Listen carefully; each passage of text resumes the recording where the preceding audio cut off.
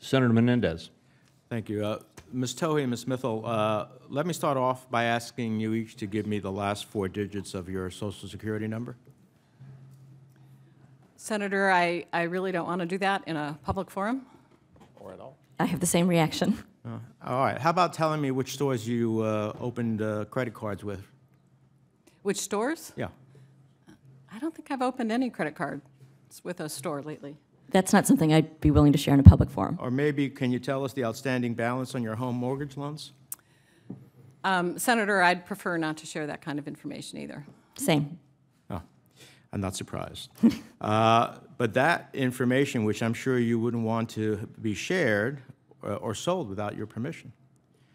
And yet, under current law, consumer reporting agencies like Equifax can share and sell your information, where you live, where you pay your bills, and whether you pay it on time, what you filed for, whether you filed for bankruptcy, without ever having to get your consent. Isn't that right? That is correct, although there's certain limitations on how they can use the data. Mm-hmm. Now, America consumers are at the mercy of 3 mega companies who control the security and safety of their personal information, and that makes no sense. Consumers should have the ability to control when, how, and to whom their data is shared, just like you wanted to control it here in this public forum. Last year, a massive Equifax data breach laid bare the systemic problems with the credit reporting industry. Its failure to guard sensitive data left 145.5 million Americans exposed to identity theft and fraud.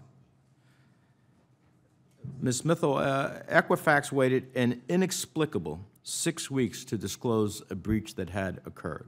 Worse, over months after the breach, millions of consumers were still unaware of the breach, in part because there's no national requirement to alert consumers.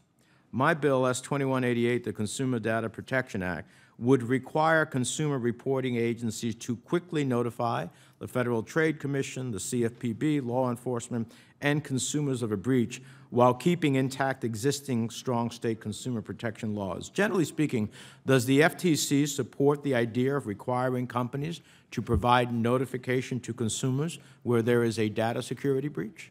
Absolutely, and the Commission has done so for over a decade on a bipartisan basis. Now, let me ask you on another issue we need to address here is the ability to hold consumer reporting agencies accountable when there is a breach, when they have clearly failed to protect consumers' personal data.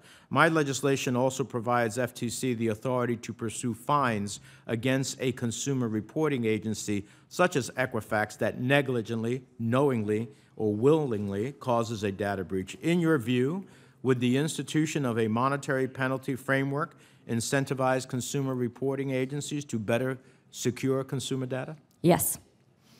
Let me ask another question for both witnesses. Given the unique and varied nature of consumer harm that results from a data breach at a consumer reporting agency, which includes everything from identity theft to difficulty purchasing a home or securing employment, would it be helpful to have a comprehensive study analyzing both the immediate and long-term costs and damages to individuals affected by data breaches at consumer reporting agencies?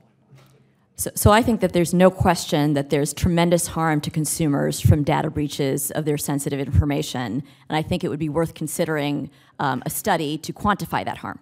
Mm-hmm. I would agree with Ms. Mithel, and to the extent the Bureau can be helpful providing technical expertise in analyzing that topic, we'd be happy to do so.